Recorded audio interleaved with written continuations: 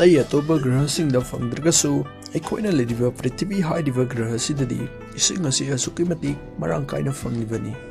अतोप ग्रहसिंग फंगलेदना सुम खलसि मखोइदा फंगदौरिबा इसिंगी मौंग मतवददि frozen नत्रगा vapour ओइगदौरिबनी अदोमसे hydrologist अमनि हाइना खलसि अदोमसे Nongma नुंसा याम कन्ना साबा नुमित्ता racer अमुकुम याम कन्ना हौ थादर लमजेल चले अदोम ngayak chelaba tungda hakchang du choktharagle adong side bag ta hakkiba sing bottle adu loktoga gar hekta thaksallu matang du dom sing asi prithvi da karamna lakhibano haibadu khangning hek ningsang lai prithvi asi isingna pungkoi koi salibani grahasigi 71% di ising ngaktani masi adong wakalda khanglak hek laklami ising semlakiba se hydrogen atomaniga oxygen atomamaga na punsallaga oirakpani hydrologist दम हेन कुन खंगनब होनबदी खक लेपते इसिंग कमदाउन ओइरखिबनो हाइबसि पाउकुम पीबद line थोकलगसु करम मफमदगी ओइरखनो हाइबसि मदि हाइबदा सुमुग लुरिबनी अदोम वखन खंजाना रगले अतांगदुदा दोम इंसंग रखि Peter व्यूसेंगना लुचिंगिबा एरिजोना स्टेट यूनिवर्सिटी हाइबदी ASU गी साइंटिस्ट टीम अमना अक्टोबर 9 2018 दा journal of geophysical research team मसिना फोंदोलखिबा वफमसिंग अदु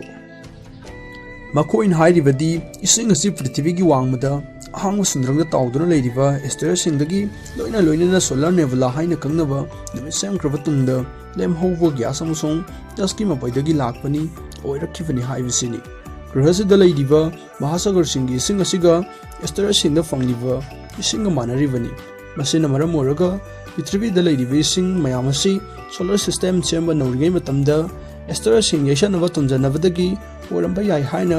हाइड्रोलॉजिस्टसिंगना मतम कयागी ममांगदगी थाजदुना लाक्लिबनी ड्यूटेरियम हाइना कंगनबा हेना Luma hydrogen isotope असिगा normal hydrogen गी चांग असि एस्टेरॉइड्ससिंगदा फंगिबसिगा पृथ्वीदा लेदिबि सिंग चांग असिगा मानरिबनी अदो मयातंग मयाना कु पांबी मदा फमगा चनिंग तावा सोरमतंग फजना होंदोए मतांगदुदा दोम वाखल मुखलगमी पृथ्वी की महासागर सिंह यावरिबा हाइड्रोजन सिंह पृथ्वी असिदा लेदिबा हाइड्रोजन पुनमंगनी हाइबदी लानगनी मतम अमदा साइंटिस्टसिंग पृथ्वी की ख्वाइदगी मनुंग थांगबा सरुक कोर अमसुंग मसिगी थांगनबदा लेइबा मेंटल की बाउंड्रीदा नक्ना फंगबा हाइड्रोजन की सैंपल्सिंग चांगिंग तोखी मतमदुदा हाइड्रोजन आइसोटोप ड्यूटेरियम की चांगसे चांग यामना हंथकी मसिन तागलिफस करिनो हाइना दोम मखा तान वखन खंथै मतमदुदा दोम खंगलि मदुदी आइदुंग द फंगलिबा हाइड्रोजन असि एस्टेरॉइड्ससिंग गोरमलोय सोलर नेबुलादगी लाकपा आइसोटोपिक नेचरगा लोइनबा हेलियम अमसुंग नियोनगुंबा नोबल गैस एलिमेंट्ससिंगसु पृथ्वीगी लेनुंग सरुंग मेंटल फंगी थ्योरी अमा दोम खंगनि हेकनिंग संगले मदुदा सोलर सिस्टम सेम नौरिंगै मतमदा प्लानेटरी एम्ब्रायो हाइबदी एका प्रोटोप्लानेटसिंगी मनुंगदा पृथ्वी असि ख्वाइदगी चाउबा प्लानेटरी एम्ब्रायोनी असिगुंबा पृथ्वी हारिबा ग्रहसि इसिंग चांग यामना यावबा चौबा एस्टेरॉइड्ससिंग थुंजनबदगी सेमलखिबा ओरमबा याय हाइना अतोम खलखि